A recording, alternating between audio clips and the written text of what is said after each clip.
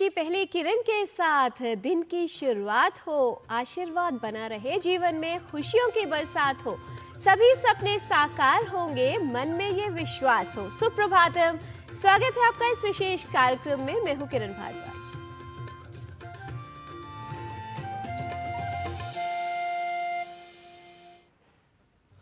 समय नष्ट करता रहे, करे ना कोई काम, जीवन बने मुश्किल भरा, मिले ना फिर आराम। जो व्यक्ति जीवन में समय व्यर्थ करता है, उनके जीवन में कभी भी कार्य पूर्ण नहीं होते, समस्याएं बनी रहती हैं। इसलिए समय का सही प्रबंधन जीवन को साकार बना सकता है, बेहतर बना सकता है। अपने जीवन में समय बिल्कुल भी व्यर्थ न करें, क्योंकि जो लोग समय का सदुपयोग करते हैं वही अपने जीवन में लक्ष्य की प्राप्ति कर पाते हैं।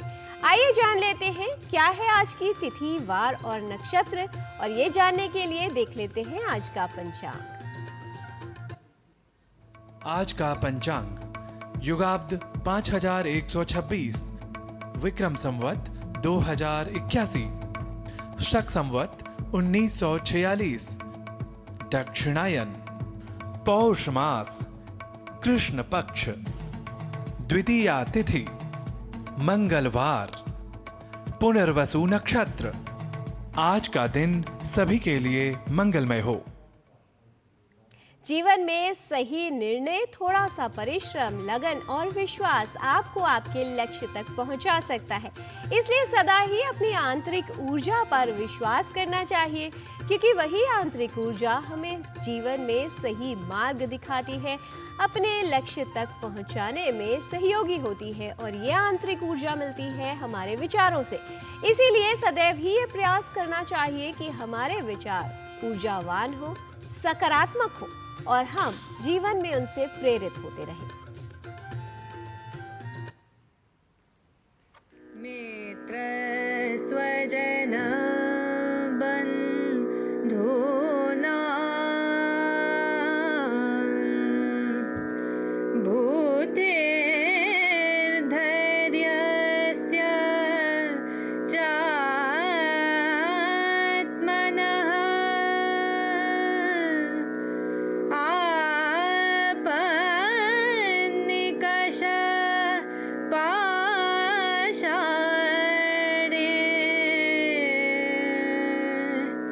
नरो जानाति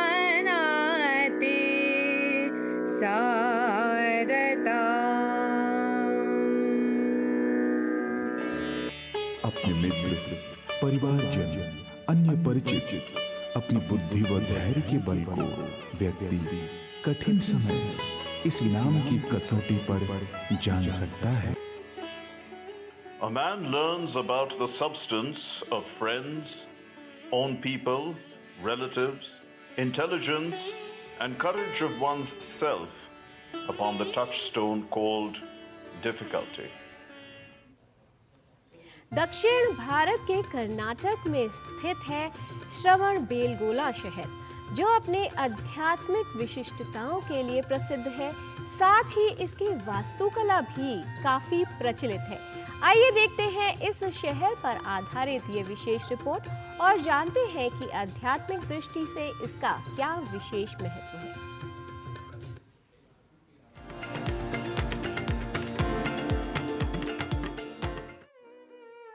भारत एक आध्यात्मिक देश माना जाता है, जहां पर भारतीय संस्कृति दुनिया की सबसे पुरानी संस्कृतियों में से एक है, और भारत कई पंथों का देश है, जहां बड़ी संख्या में लोग रहते हैं और भारतीय ज्ञान और परंपराओं का अनुसरण कर भारतीय संस्कृति का प्रतिनिधित्व करते हैं।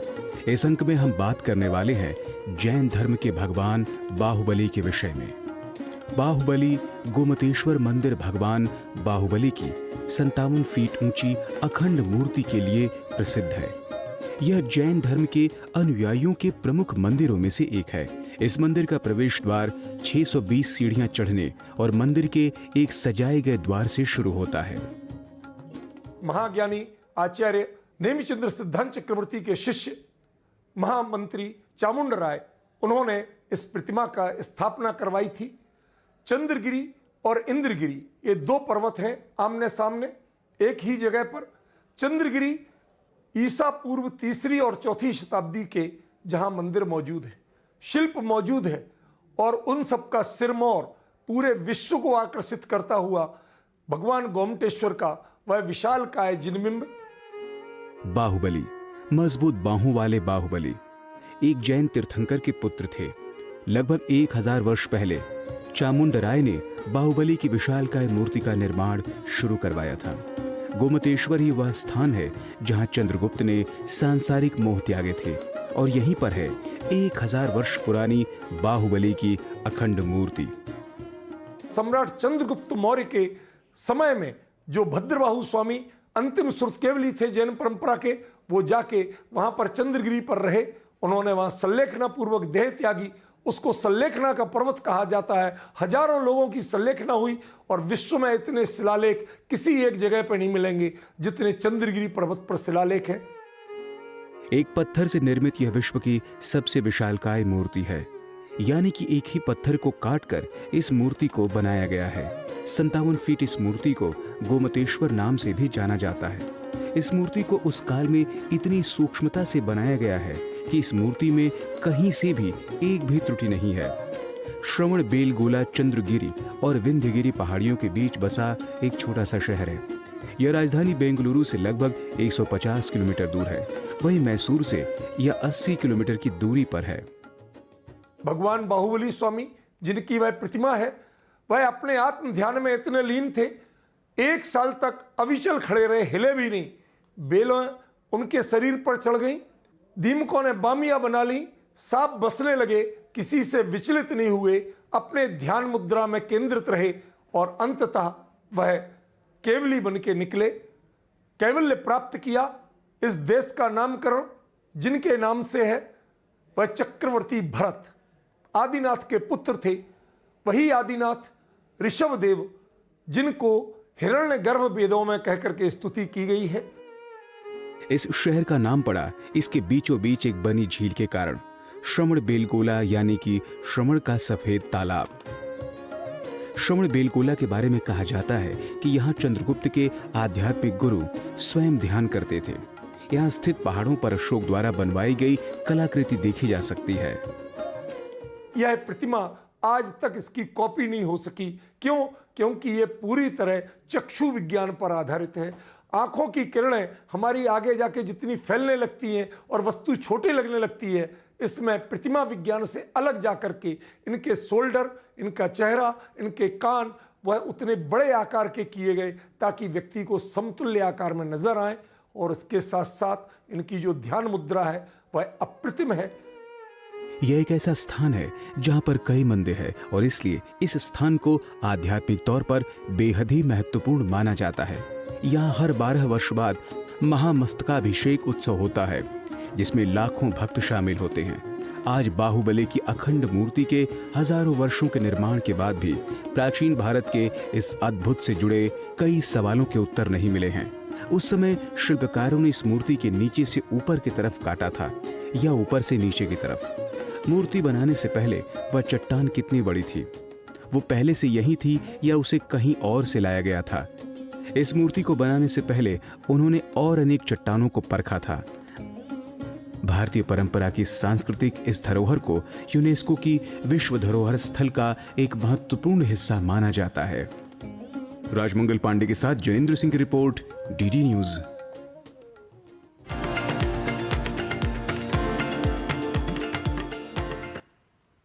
सकारात्मक ऊर्जा हमारी आत्मा और मन को पोषित करती है। सकारात्मक विचार हमारी बुद्धि को पोषित करते हैं और सही पोषण यानी उचित आहार हमारे शरीर और स्वास्थ्य को पोषित करता है। पोषण का हमारे स्वास्थ्य के लिए विशेष महत्व है। एक ऐसा ही पोषक तत्व है विटामिन ए, जिसकी कमी से दृष्टि की समस्याएं हो सकती हैं। आइए समझ लेते हैं कि स्वास्थ्य के लिए, दृष्टि के लिए कितना उपयोगी है ये पोषक तत्व और क्या समस्याएं हो सकती हैं विटामिन ए की कमी से।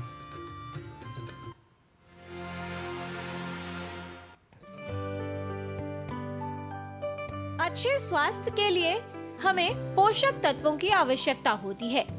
पोषक तत्व मुख्यतः 2 प्रकार के होते हैं, वृहद पोषक तत्व और सूक्ष्म पोषक तत्व। सूक्ष्म पोषक तत्वों की आवश्यकता शरीर को कम मात्रा में होती है। विटामिन और खनिज सूक्ष्म पोषक तत्व हैं। इनकी आवश्यकता शरीर को स्वस्थ रहने और कई महत्वपूर्ण क्रियाएं करने के लिए होती है। विटामिन हमें आहार से पर्याप्त मात्रा में प्राप्त हो सकते हैं। इसके लिए आवश्यक है कि संतुलित आहार लिया जाए। विटामिन ऊर्जा उत्पादन, प्रतिरक्षा और शरीर के लिए कई अन्य महत्वपूर्ण कार्य करते हैं। विटामिन ए एक महत्वपूर्ण पोषक तत्व है जो शरीर के लिए उपयोगी होता है। विटामिन ए के कई स्वास्थ्य लाभ होते हैं। प्रतिरक्षा प्रणाली को मजबूत बनाना, रोगों से बचाव में उपयोगी, शरीर के अंगों के सर्वोत्तम कार्य करने में सहायक, आंखों में महत्वपूर्ण संरचनाओं की रक्षा करना, कॉर्निया, कंजंक्टिवा, फोटोरिसेप्टर रॉड और रेटिना के शंकु कोशिकाओं की रक्षा करना, त्वचा को स्वस्थ बनाए रखना, वृद्धि और प्रजनन में भी विटामिन ए सहायक होता है। विटामिन ए डेफिशिएंसी की वजह से अगर कम है तो थोड़ा बहुत ड्राइनेस स्टार्ट होता है। उसके बाद पुतली की जो ऊपरी लेयर्स होती हैं उनमें थोड़ी प्रॉब्लम आने लगती है। तो कुछ बच्चे ऐसे होते हैं जिनको बचपन से न्यूट्रिशन की बहुत कमी होती है, जो हम माल न्यूट्रिशन कहते हैं। उसमें विटामिन ए की भी काफ़ी कमी हो सकती है। तो सबसे ज़्यादा अफेक्ट जो होता है इसमें आँखें होती हैं और उसमें भी कॉर्निया की पुतली जिसे हम कहते हैं। अगर विटामिन ए डेफिशिएंसी सिवियर हो तो ये पुतली पूरी मेल्ट होके गल जाती है और पेशेंट या जो मरीज़ होते हैं, जिनके बहुत ही छोटे बच्चे होते हैं, इनकी पूरी ज़िंदगी इनके आगे है और इनकी पुतली मेल्ट हो गई है, नज़र की संभावना बिल्कुल चली जाती है और साथ ही इन्फेक्शन बनने का भी रिस्क बहुत बढ़ जाता है। तो इसलिए विटामिन ए सप्लीमेंटेशन करना या विटामिन ए डेफिशिएंसी को प्रिवेंट करना बहुत ज़रूरी हो जाता है। यदि पर्याप्त मात्रा में विटामिन ए आहार से प्राप्त न हो तो इसकी कमी शरीर में हो जाती है। अधिक कमी होने पर इसकी कई जटिलताएं सामने आ सकती हैं। विटामिन ए की कमी से कॉर्निया शुष्क हो जाता है और ये दृष्टिहीनता का कारण भी बन सकता है। इसकी वजह से रेटिना और कॉर्निया को क्षति हो सकती है। हर वर्ष विटामिन ए की कमी के कारण कई बच्चे दृष्टिहीनता का शिकार हो जाते हैं। विटामिन ए की कमी तब होती है जब व्यक्ति को आहार में पर्याप्त विटामिन ए की मात्रा न मिले। इसके अलावा लिवर की खराबी के कारण भी विटामिन ए की कमी हो सकती है। यकृत शरीर के अधिकांश विटामिन को संग्रहित करता है और यकृत संबंधी विकार होने पर विटामिन का भंडारण ठीक से नहीं हो पाता, जो इसकी कमी का कारण बन सकता है। किसी को भी विटामिन ए की कमी है तो बस केवल खाद्य पदार्थों से ये पूरा नहीं किया जा सकता और इसके लिए टैबलेट्स या फिर इंजेक्शंस लगवाने ज़रूरी होते हैं। लेकिन रूटीन में कमी ना हो उसके लिए आपको अपनी हेल्थ अच्छी रखनी पड़ेगी, अपना डाइट हेल्दी रखना पड़ेगा। आँखों के लिए हरे सब्जियाँ जो हैं, जैसे पालक हो गया, ये हरी सब्जियाँ बहुत ज़रूरी होती हैं। और जो रंगीन सब्जियाँ होती हैं जैसे कि गाजर हो गया, येलो कैप्सिकम्स होते हैं, रेड कैप्सिकम्स होते हैं, जो भी रंगीन सब्जियां हैं और हरी सब्जियां हैं, पत्ते वाली सब्जियां हैं, वो ज़रूर अपने खाद्य पदार्थों में शामिल कीजिए ताकि विटामिन ए की डेफिशिएंसी ना हो। विटामिन ए की कमी होने पर यदि विटामिन ए की मात्रा भोजन में बढ़ा दी जाए या इसके सप्लीमेंट लिए जाए तो विटामिन ए की कमी के दुष्प्रभावों को काफी हद तक कम किया जा सकता है और इससे होने वाली जटिलताओं में सुधार भी हो सकता है। आवश्यक है कि अपने भोजन में विटामिन ए युक्त खाद्य पदार्थों को शामिल किया जाए जिससे विटामिन ए की कमी से बचाव हो और आपको पर्याप्त मात्रा में विटामिन ए पोषक तत्व प्राप्त हो सके। किरण भारद्वाज, डीडी न्यूज।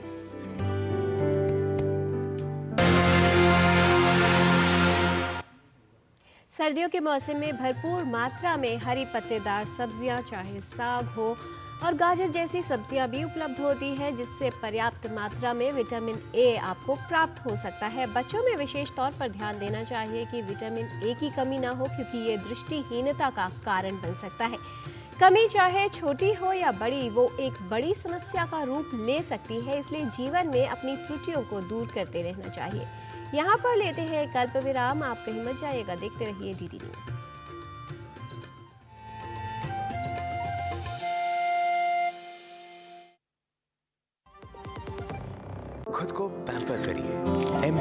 बादाम रोगन के साथ, जो आपको संवारे, निखारे और नरिश करे।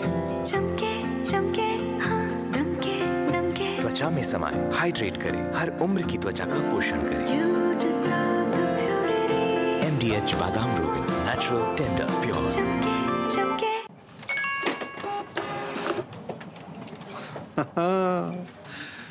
मान लो आपके बॉस का मैसेज आए कि इमरजेंसी है, अभी का अभी गिफ्ट कार्ड और वाउचर खरीद के पर्सनल मेल पर भेजो, क्या करोगे? भेज दोगे? बॉस, ये बॉस नहीं, बॉस की तस्वीर लगा के फ्रॉडगिरी करने वाले हैं। मैं बॉस का फेवरेट बनना चाहता हूँ, पर मूर्ख नहीं हूँ। याद रहे, UPI सेफ है, पर कोई आपको बेवकूफ बनाना चाहे तो कहो मैं मूर्ख नहीं हूँ। दादू, हाँ? ये प्रीमियम क्या होता है? बेटा प्रीमियम मतलब समझ लो पेट्रोल। जब तक कार में पेट्रोल है तब तक कार चलेगी, पेट्रोल खत्म कार स्टॉप। पर पापा, इस बार पेट्रोल खत्म होने पर भी कार चलती रहेगी। वो कैसे? LIC के जीवन लाभ में प्रीमियम पेमेंट हो जाए स्टॉप, पर पॉलिसी के फायदे चलते रहते हैं। मतलब अब लाइफ की गाड़ी चलेगी नॉन स्टॉप। LIC हर पल आपके साथ। MDH की देगी मिर्च, देगी मिर्च का तड़का, अंग अंग फड़का। MDH की देगी मिर्च।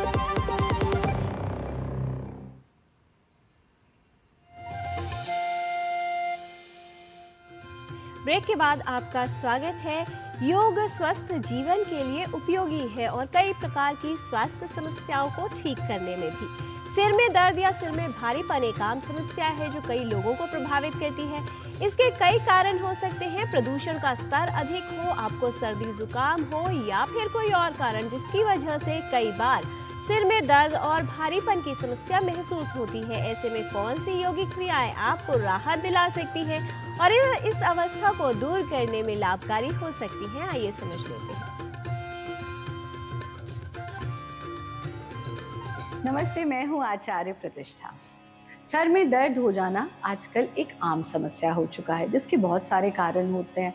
कभी कभी माइग्रेन, आधी सीसी का दर्द जिसे हम कहते हैं, या फिर गर्दन में अकड़ाहट होने से भी सर में दर्द हो जाता है, या जगह चेंज होने से सर में दर्द हो जाता है। कभी कभी गैस एसिडिटी बहुत बढ़ जाती है तो सर में दर्द हो जाता है। मौसम परिवर्तित होने से सर में दर्द हो जाता है, और आजकल तो प्रदूषण का स्तर बढ़ा हुआ है इसलिए भी सर में दर्द हो जाना। स्ट्रेस, टेंशन, नींद पूरा ना होना, ये सब कारण है हेडेक के, सर दर्द के। पर जब हमारे सर में दर्द हो, ऐसे में हम ऐसा क्या करें कि हमको इंस्टेंट रिलीफ सर दर्द से मिले, और सिर्फ इंस्टेंट रिलीफ ही नहीं, हम परमानेंट भी इस समस्या से कैसे निजात पा सकते हैं, ये हम आज समझेंगे। जब आपको सर में दर्द है या जब आपको सर में दर्द नहीं भी है, दोनों स्थिति में आपको करना है आनंद मदिरा आसन का अभ्यास। यथा नाम तथा गुणा, आनंद मदिरा। यह हमें इतना आनंद दे देता है कि हमारे सारे शरीर के कष्ट के साथ साथ मन का जो विचरण करने का स्वभाव है वो भी कहीं ना कहीं एकाग्र, यानी एकाग्र चित्त हम होते चले जाते हैं। तो आनंद मदिरा के लिए हम इस प्रकार से वज्रासन में बैठेंगे। वज्रासन आपको पता है किस तरह से करना है ना। आपने अपनी एक पंजे के ऊपर दूसरा पंजा टिकाया, दोनों एड़ी खोल दी और खुली हुई एड़ी पर हमने अपने हिप्स को टिका दिया। ये हमारा वज्रासन की स्थिति बन जाती है। तो वज्रासन में बैठने के बाद हमें अपने टखनों को, अपने एंकल्स को ऐसे पकड़ना है कि अंगूठा अंदर की तरफ रहेगा, उंगलियां बाहर की तरफ। एक बार ध्यान से देखिए हम कैसे पकड़ रहे हैं। ये देखिए, इस स्थिति में पकड़ लेना है और इस स्थिति में पकड़ करके सीधा बैठ गए। अब हमें दबाव महसूस होगा अपने टखनों पर। गर्दन को पीछे ढीला छोड़ दीजिए। आप इस ही स्थिति में आते आते आपको अद्भुत आराम महसूस होगा। बस यहाँ थोड़ी देर रुकिए। अब यहाँ रुककर करना क्या है, नॉर्मल ब्रीदिंग, और ध्यान ले आइए भ्रू मध्य पर, यानी स्पेस बिटवीन द आईब्राउज। इस स्थिति में आकर के न तो किसी थॉट को इनवाइट करना है, न किसी थॉट को हटाना है।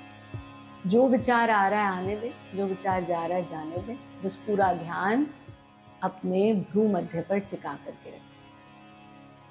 Let it come, let it go. और फिर गर्दन को वापस ले आए, हाथों को भी वापस ले आए, शरीर को बिल्कुल ढीला छोड़ दें। इसका अभ्यास आप इसमें रिपीटिशन हमको ज़्यादा नहीं करना, मैक्सिमम 2 बार रिपीट कर लीजिए, वो भी तब अगर आपके घुटने में दर्द हो रहा है तो क्या करेंगे, इस तरह से घुटने को, पैरों को खोल लेंगे, रिलैक्स कर लेंगे और फिर दोबारा से इसको रिपीट कर लेंगे। और इससे ज़्यादा रिपीटिशन की ज़रूरत नहीं है। Try to hold this for a longer period of time. अगला अभ्यास हम करेंगे सुगम सर्प आसन का अभ्यास, और उसके लिए आप इस तरह से अपने पेट के बल लेट जाएंगे। सुगम सर्प से भी पहले क्या करना है, जो सर्प गति की स्थिति, भारत योग की जो सर्प गति की स्थिति बनती है, यानी दोनों कोहनी आपकी जमीन पर है और अपनी ठुड्डी को अपनी हथेलियों के बीच में टिका दो, पैरों को उठा दो। इस स्थिति में थोड़ी देर लेट जाइए। बस सर्प गति नहीं कर रहे हैं हम यहाँ पर, सिर्फ इस स्थिति में लेट। आप देखेंगे ये आपकी गर्दन से लेकर के खोपड़ी तक के सारे तनाव को दूर कर देगा। नॉर्मल ब्रीदिंग के साथ जितनी देर रुकना चाहे रुकें, पैरों को वापस ले आइए, हाथों का तकिया बना लीजिए, पैरों को खोल लीजिए, शरीर को ढीला छोड़ दीजिए और फिर अंत में दोनों पैर मिले हुए, दोनों हथेलियां जमीन पर, कोहनी भी जमीन पर, और सुगम सर्प यानी जितना आसानी से चेहरा और सीना उठा सकते हैं उठाया, रुके, सांस को अंदर रोककर सांस छोड़ते हुए वापस आ गए। 3 बार इसे रिपीट कर लीजिए। फिर हाथों का सहारा लेकर के अपने आसन में वापस बैठ जाइए। योग निद्रा जो बहुत प्रचलित है उसका अभ्यास कीजिए, नियमित रूप से योग साधना कीजिए। नमस्ते। योग हमें जीवन में ध्यान करना सिखाता है, साथ ही हमारे तनाव को दूर करता है। ध्यान यदि सही जगह लगा हो तो त्रुटियों की संभावना कम हो जाती है। कई बार हम व्यवहार में कुछ ऐसे शब्दों का प्रयोग करते हैं, उनका क्या उचित प्रयोग है और क्या अनुचित, इसका ध्यान हमें नहीं रहता। आज संस्कृत पाठशाला में बात कर लेते हैं एक ऐसे शब्द की जिसका प्रयोग संस्कृत की व्युत्पत्ति के अतिरिक्त अर्थ में भी किया जाता है, हिंदी भाषा में भी काफ़ी अधिक किया जाता है और कई बार संस्कृत के प्रयोक्ता भी इसी प्रकार से, इसी रूप में इस शब्द का प्रयोग कर लेते हैं। कौन सा है वो शब्द और क्या है उसका शुद्ध उच्चारण, लेखन और प्रयोग, बता रहे हैं हमारे सहयोगी नारायण दत्त मिश्र संस्कृत पाठशाला में।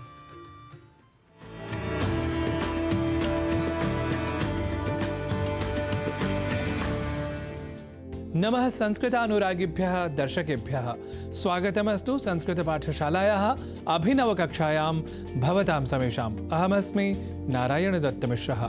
संस्कृत पाठशाला की कक्षा में आज शब्दों के शुद्ध उच्चारण और शुद्ध लेखन की श्रृंखला में चर्चा एक ऐसे शब्द की जिसके मूल को या प्रकृति को हम समझ लें या उसे स्मृत रखें तो हम अन्य भाषाओं में तथा कथित रूप से प्रचलित शब्द का उसी अर्थ में ही संस्कृत भाषा में भी अनुकरण के माध्यम से प्रयोग नहीं करेंगे। उदाहरणतः आपने पहले ही जान लिया है कि सत्ता शब्द का हिंदी आदि भाषाओं में जो आज का प्रयोग है वह संस्कृत सम्मत नहीं है। विशेषतः यहाँ ध्यान देने वाली बात यह है कि ऐसे शब्द तो मूलतः संस्कृत के ही हैं, अतः संस्कृत के मूल अर्थ में ही वैसे शब्द किसी अन्य भाषा में भी प्रयुक्त होने चाहिए। इसे ही अधिक तर्कसंगत और न्यायपरक कहा जाएगा। अस्तु, आज पुनः ऐसे ही शब्द की, बल्कि एक ऐसे शब्द की चर्चा कर लेते हैं जिसका प्रयोग संस्कृतगत शाब्दिक व्युत्पत्ति के अतिरिक्त अर्थ में ही हिंदी आदि भाषाओं में धड़ल्ले से हो रहा है, और वह शब्द है सकारात्मक, जिसकी संस्कृत प्रकृति के कारण संस्कृत प्रयोक्ता भी संशयापन्न हो अन्य भाषाओं में व्यवहृत अर्थ को ही आत्मसात करने की दुष्प्रवृत्ति से बाधित हो जाते हैं। देखिए, संस्कृत व्याकरण में एक प्रत्यय है कार, जिसके लिए वार्तिक है वर्णात् कारः, अर्थात वर्ण बोधनार्थ या सम्यक उच्चारणार्थ कार प्रत्यय का प्रयोग होता है। अर्थात आपको कहना हो अ तो आप कार प्रत्यय का प्रयोग कर सकते हैं और आप कह सकते हैं अकार या अकारः, ऐसे ही क या ककारः।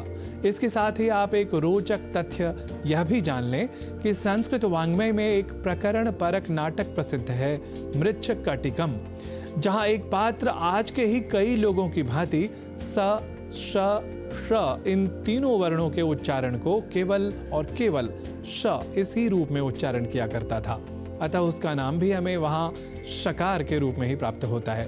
तो इसी वर्णात कारह को ध्यान में रखते हुए जब हम स कहें तो सकार भी कह सकते हैं। और फिर सकार है आत्मा जिसकी, इस अर्थ में सकारात्मक या सकारात्मकः जैसे शब्द का प्रयोग हम संस्कृत में कर सकते हैं। अब बात कर लेते हैं कि आखिर हिंदी आदि भाषाओं में व्यवहृत सकारात्मक इस शब्द का समानांतर संस्कृत शब्द क्या है। देखिए, इसके लिए तो धनात्मकः, सम्यक, साधु, सुष्ठु जैसे शब्दों का प्रयोग हम कर सकते हैं। इसे वाक्य प्रयोग के माध्यम से भी समझ लेते हैं। जैसे हिंदी में वाक्य हो, वैश्विक संदर्भों में भारत सदैव सकारात्मक व्यवहार करता है, तब हम इसे संस्कृत में सकारात्मक शब्द का प्रयोग न करते हुए तथाकथित अच्छे या धनात्मक अर्थ को आत्मसात कर कहेंगे, वैश्विक संदर्भेषु भारतम सदैव सम्यक व्यवहारम करोति।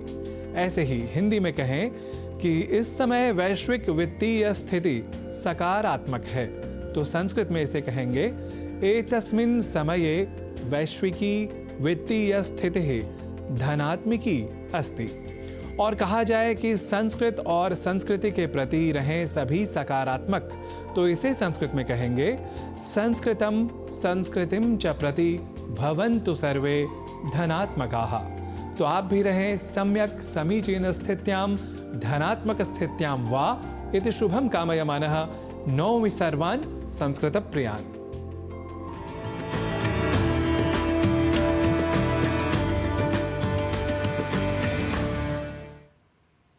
जीवन में निरंतर अपने स्वभाव में, व्यवहार में और अपनी त्रुटियों में बदलाव करते रहना, सुधार करते रहना ही जीवन को उचित दशा देता है, दिशा देता है। और यदि आप मन को संतुष्ट और प्रसन्न रखना चाहते हैं तो स्वयं की त्रुटियों को दूर करें। दूसरों में क्या त्रुटियां हैं उन्हें ना देखें, बल्कि स्वयं को कैसे सुधारा जा सकता है उस पर ध्यान दीजिए। कई बार हमसे ये त्रुटि हो जाती है कि जब हम कोई गलती करते हैं तो उसके लिए कोई ना कोई बहाना या उसके लिए ऐसा बताने का प्रयत्न करते हैं कि यही ठीक है। लेकिन सही क्या है और गलत क्या है, आत्मा सदैव ही जानती है। चुनौती बस मन को समझाने की होती है। जिसने अपने मन को नियंत्रित कर लिया उसका जीवन सफल भी होता है, संतुष्ट भी और सुखद भी। तो मन में चंचलता नहीं बल्कि स्थिरता और प्रसन्नता लाने का प्रयत्न सदैव करते रहिए। आज के कार्यक्रम में इतना ही। हमारी पूरी टीम को दीजिए अनुमति। नमस्कार।